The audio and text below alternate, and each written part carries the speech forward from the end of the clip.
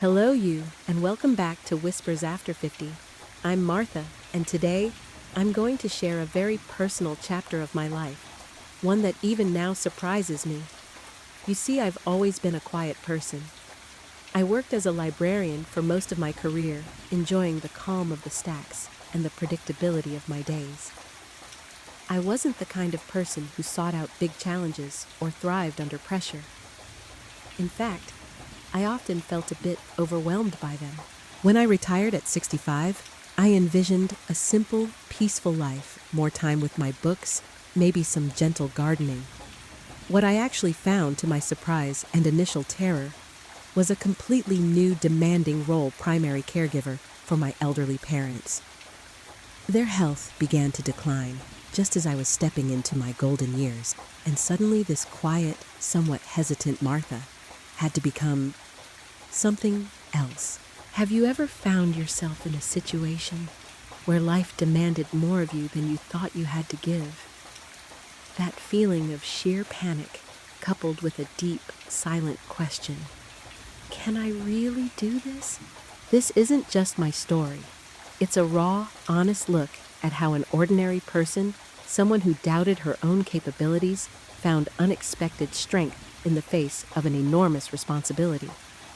I'm going to be completely honest about the moments of overwhelm, the quiet tears, and the profound transformation that took place within me. My hope is that my journey from hesitant to hero can offer you some insight and perhaps a little courage if you're facing your own daunting challenge. Let's talk about finding strength we never knew we had. My parents, bless their hearts, had always been the strong ones. My father, a stern but loving man, handled all the finances and big decisions. My mother, though gentle, was the rock of our family, always in charge of the household. I was the quiet child who preferred to observe, to read. So when Dad started forgetting things and Mom began to struggle with her mobility after a fall, I felt a wave of genuine fear. I was their only child living close by, but the thought of being fully responsible, it felt terrifying. Initially, it was just helping with groceries, driving them to a few appointments. Each new task felt daunting. Learning to manage their increasing list of medications, navigating complex doctor's instructions, I felt out of my depth. I'd often call my more organized friends for advice, feeling inadequate. My retirement dream of peaceful solitude quickly transformed into a dizzying whirlwind of new responsibilities. My days were no longer my own. They were filled with calls about forgotten pills, spending afternoons in waiting rooms, and evenings trying to make sure they had eaten properly. The physical demands were immense, yes. My own body in its mid-60s wasn't as nimble as it used to be, but the emotional weight was often heavier, especially for someone who had always shied away from conflict or difficult conversations. Watching my once independent parents slowly lose their faculties, their sharp minds fading, was heartbreaking. There were moments of intense frustration when Dad would repeat the same question for the 10th time, or Mom would refuse to take her medicine, and I'd feel a rising panic. You might know that feeling when you're torn between profound love and utter exhaustion, trying to be patient when your own reserves are running low, and questioning if you're even capable of doing this. My own life began to shrink dramatically. My little plans for volunteering at the library, for joining a book club, for even just a quiet afternoon to myself with a good novel vanished. My friends would call asking me to join them for lunch, and I'd always have to say no, explaining, "I'm with my parents." Slowly, my small social circle began to feel very distant. I felt utterly isolated, trapped in a relentless cycle of caregiving. The quiet of my evenings after I'd finally settled my parents for the night was filled with a profound sense of loneliness, despite being constantly surrounded by their needs. I remember one particularly low point. It was a chaotic Saturday afternoon. My father had had a bad day, and my mother had been unusually difficult. I had just finished cleaning their house, dealt with a medical emergency earlier that morning, and felt completely drained. I sat in my car, parked in their driveway, too exhausted to even drive home. I looked at their front door, then at my own shaking hands, and just felt a wave of despair wash over me. It wasn't just physical fatigue. It was the emotional exhaustion of constantly giving with little time or energy left for myself. I felt like a vessel that was constantly being emptied, and I had no idea how to refill it.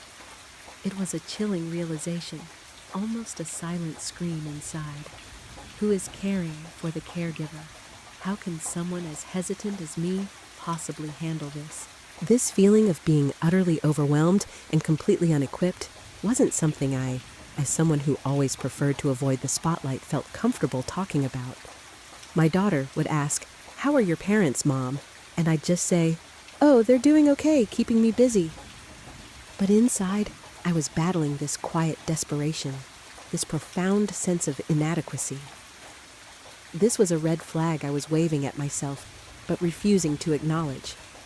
The fear of admitting my vulnerability, of saying, "I'm not okay, I need help, I don't know what I'm doing."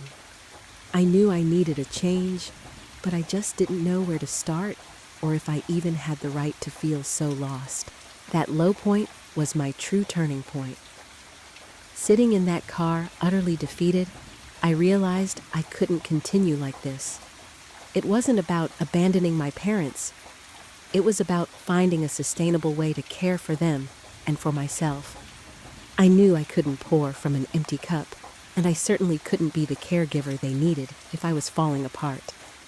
My daughter, bless her heart, sensed my unspoken struggle and gently encouraged me to seek help. That simple nudge was the first brave step. This led to my first incredibly vital lesson. Asking for help is not a sign of weakness. It is a profound act of strength and self-care. I contacted a local elder care agency, a step that felt terrifyingly monumental for me. It was incredibly difficult to admit I couldn't do it all, but they helped me find a part-time caregiver for my parents, just a few hours, a few times a week. Those few hours became my lifeline. They allowed me to breathe, to run errands, to simply sit in silence with a book. It was a revelation.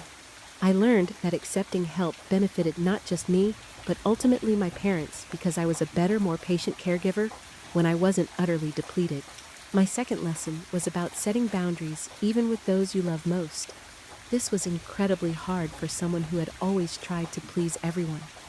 My parents, in their declining health, often didn't understand why I couldn't be there every single moment. But I learned to gently yet firmly communicate my limits. "Mom, Dad, I'll be here from 10 to 2 today, and I'll be back tomorrow morning." It felt uncomfortable at first, like I was letting them down or being selfish. But I realized that setting boundaries was a way to preserve our relationship, to ensure I didn't burn out and become resentful. This also subtly taught them to rely on others when I wasn't there, fostering a bit of their remaining independence. Third, I learned the importance of prioritizing my own well-being unapologetically. Those few hours of respite became sacred. I started taking my old walking club walks again. I rediscovered my love for reading, carving out time each evening, even if it was just for 20 minutes. I found a local support group for caregivers, and just listening to others share their struggles, knowing I wasn't alone, was immensely validating. It was about refilling my own well piece by piece. This isn't selfish. It's absolutely essential for your own survival and ability to continue caring. And finally, the most profound lesson. My identity as a caregiver doesn't erase my identity as Martha. While this role is incredibly important, it doesn't define my entire existence. I am still a retired librarian, a friend, a daughter, and a woman with my own needs and desires.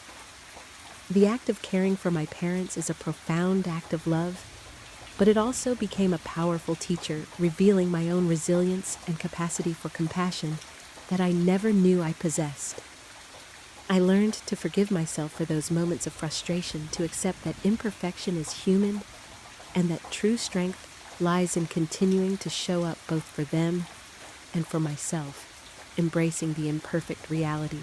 My journey as a caregiver has been transformative, with its own unique joys and profound challenges. There are still difficult days, of course, but now they don't feel overwhelming, they feel manageable. I've found a rhythm, a balance, and a renewed sense of purpose, not just in caring for my parents, but in caring for Martha. I've realized that this chapter, while demanding, is also a testament to love, resilience, and the endless capacity of the human spirit to adapt and grow, even for someone who once thought herself too hesitant to handle it all. So, if you're feeling overwhelmed by a caregiving role or any major new responsibility that life has thrown your way, know this: you are not alone. And more importantly, you are stronger than you think. My journey taught me that while caregiving is a profound act of love, it also requires immense self-awareness and self-care. It's okay to ask for help. It's okay to set boundaries. And it's absolutely vital to protect your own well-being, even when you feel selfish doing so. Remember, taking care of yourself isn't selfish, it's a necessity. It's what allows you to continue giving, to continue loving, without burning out. Find your moments of respite, lean on your support system, and acknowledge the incredible courage you possess. Even the quietest among us can rise to meet life's biggest challenges. Have you experienced the challenges and joys of caregiving in later life? What strategies have you found helpful to manage the demands? Or what advice would you give to someone just beginning their caregiver journey, especially if they feel a bit hesitant like I did? Please share your stories and your wisdom in the comments below. Your insights could truly light the way for someone else navigating similar feelings. If this story resonated with you, please give this video a thumbs up and subscribe to Whispers After 50 for more authentic conversations about our life's beautiful journey. Hit the notification bell so you don't miss our next video. Thank you for watching, and always remember, every whisper of experience holds invaluable wisdom.